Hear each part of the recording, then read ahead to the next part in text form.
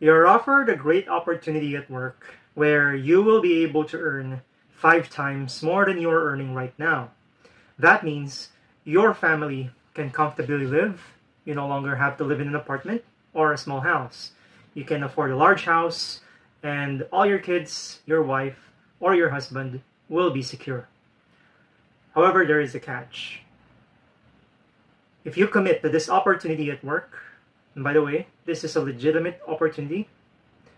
If you commit to this opportunity at work, the catch is the company will have to lay off 50 people. That means 50 people in your company will lose jobs. These people are some of the people you know for a long time, and a lot of them also are new people hired by the company. So, do you say yes or do you say no?